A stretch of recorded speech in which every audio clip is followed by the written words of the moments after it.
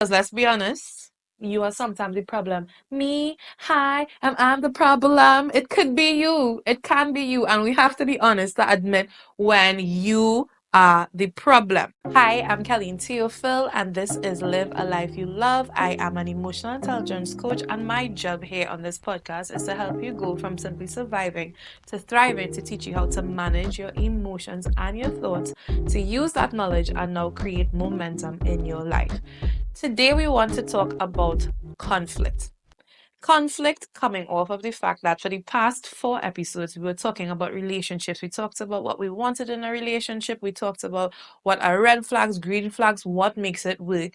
And I think it's only fair that we balance that conversation by talking about the fact that as long as people are in our lives, we are going to have conflict. So I think it is only fair that this is where we are going to go with conflict resolution. So today's topic is called what actually is the problem? Now, conflict in and of itself isn't a bad thing. So we understand what conflict really is. It really is not seeing eye to eye with somebody on a very important issue. A lot of people will always tell me, I love avoiding conflict because they don't like the discomfort that comes with having to address an issue with someone. However, one thing I want us to know here on Live a Life You Love, conflict in itself is not bad. The issue with conflict is that when we don't take the opportunity to actually resolve what is going on and we allow the friction to last, then we run into problems. And we know the problem is people. We know we have a people problem. And so conflict isn't bad. The reason why conflict isn't bad is sometimes conflict can actually be the catalyst to now actually start getting a solution to a problem that you may actually have that needs to be resolved. So I want us to get into the idea of thinking that conflict is good, but this is why we have to learn to resolve it. Now, before we even get to the point of conflict resolution, we want to start at this very basic point, and that is what is actually the root cause. One of the reasons conflicts take so long to resolve is that because we keep addressing the wrong thing. Nobody wants to dig deep to figure out what actually is the problem here. All conflicts have a foundation, all conflicts have a root, and we have to be able to spend time digging it up to figure out how am I actually going to address the real problem. And so today I want to share with you 4 possible roots of conflict. Now, of course, it's a wide conversation, and I just want to touch on 4 possible roots that could be causing conflict to be persistent in your life. So the first possible source of conflict is misunderstanding.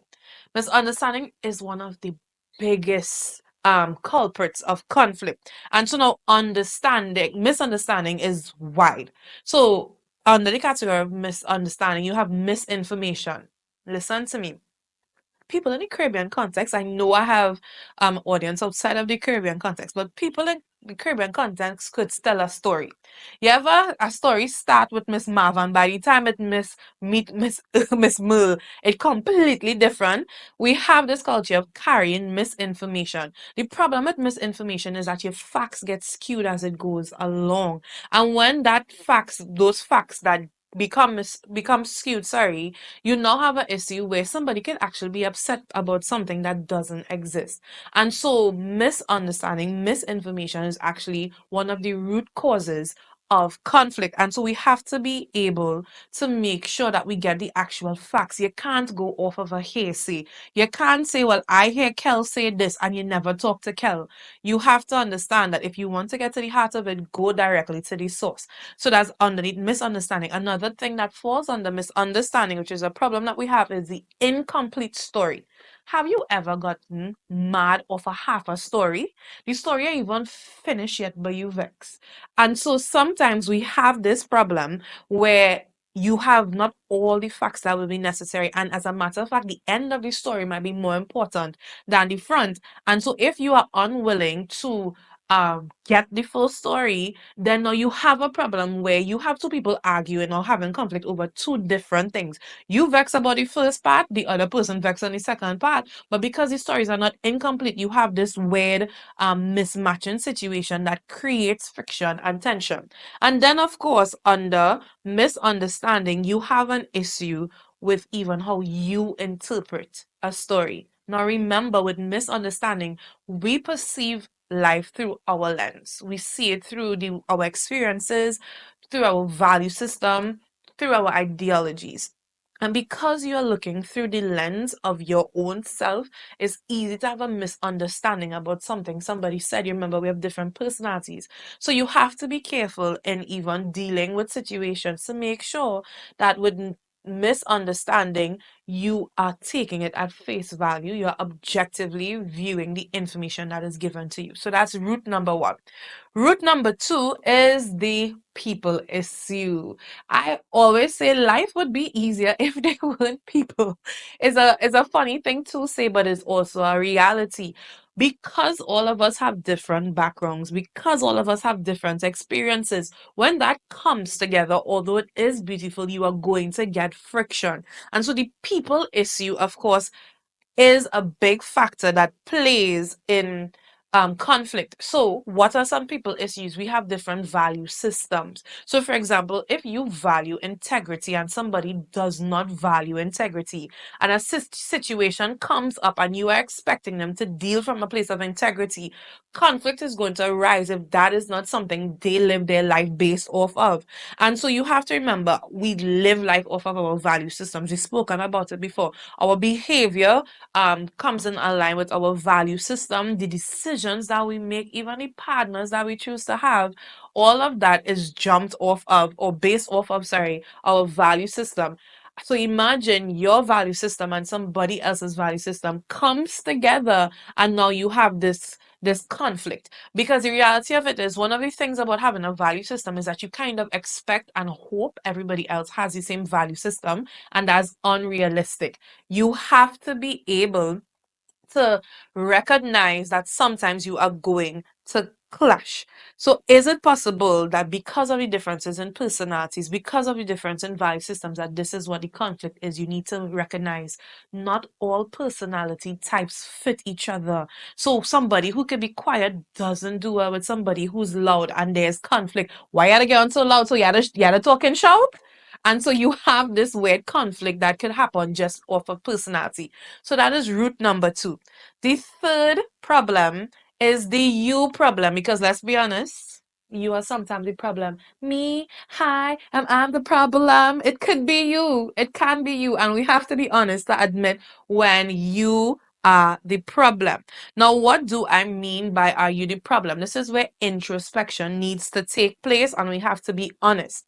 And I'm not saying that something is wrong with you, but you have to admit that sometimes, because of where we're located in life, it is possible that you are viewing everything around you through that lens. So, for example, if you're going through emotional distress, it's very difficult to compartmentalize. It's difficult to switch off the pain when you go to work. It's difficult to switch off pain when you might be relating to your partner, if the person isn't the source of the problem. But you understand what I'm saying? We tackled that already, so you don't need to go back there. But my point is, because of the fact that we are internalizing a lot of things, sometimes we are the problem versus the external people factor. And so we have to be honest and ask ourselves, am I viewing this lens through the emotional situation and it's now leaking over into different parts of my life? Or on the flip side, the you problem is your rigidity making it difficult for people to work with you. Sometimes we don't talk about that. Sometimes we could be so dead set in what we believe, so dead set in believing that this is what is right, that we don't give room for people who might actually be different to us. Your way is not always the best way. Sometimes you have to make room for somebody else's opinions. You don't have to agree with it, but you have to at least respect it. But just remember that sometimes your rigidity, holding so hard and fast and not understanding that people around you are different, makes for conflict, and you're going to have to deal with the consequences of that. And so that is the third possible route, which is the you issue. If you are the problem, sit down with yourself and really ask, why am I always in the center of conflict? And you know, some people always in the middle of drama. You are the common denominator. So then clearly is a you problem that needs to be fixed, and that's not a bad thing. You have to learn to be able to self-regulate and do the work necessary to be better. And so now the fourth root that I want to talk about, which is a serious one, is unmet needs and unfulfilled expectations. And this is where it gets a little sticky, I'll be honest. So one of the greatest sources of conflict apart from what I mentioned before, is that people have expectations of people in their lives. I expect this from you because of who you are to me. And I know everybody just thought about their husband or their boyfriend just now. But my point is, we have these expectations and needs that we want met, whether it is in marriage, whether it's in jobs, whether it's friendships, whether it's in work, and we want people to respond in a particular manner. Am I not right? We want people to respond the way that we want them to respond. It becomes a conflict when you have this expectation, they don't meet it, and you can no longer deny the fact that you have to address it. And that's where the bacchanal start, because you have to now address the fact that this has become a difficulty for me, that I am no longer being satisfied in this particular way, and so I now have to address it. And so that is where conflict arrives, because that person could very well not be aware of what is going on. So the tricky thing about this type of conflict, it is most likely the one that generates the most emotional response from you, because you have to remember, your needs not being met, you want it to be met, and so you have this emotional response because everything within you wants it to work. And so you have to pay attention very closely to this particular root cause. So let's sum it up. Conflict isn't bad. It is absolutely necessary. However, if you want to actually resolve your conflict in a way that's beneficial to both or the different parties, you have to be willing to get to the root cause. What is the problem? Is it a misunderstanding issue? Is it a people issue? Is it a you issue? Or is it an unmet need or unrealistic expectation or unmet expectation? And so we are going to continue this conversation of conflict. This was just laying the foundation. So I would love to know if you have been looking at me for the past month or so on Live a Life You Love. Show us some love by commenting. I would love to know if you have any root causes in conflict as well as show us some love by subscribing, liking, and sharing. So thank you very much. I am Kelly Tia Phil, and this is Live a Life You Love.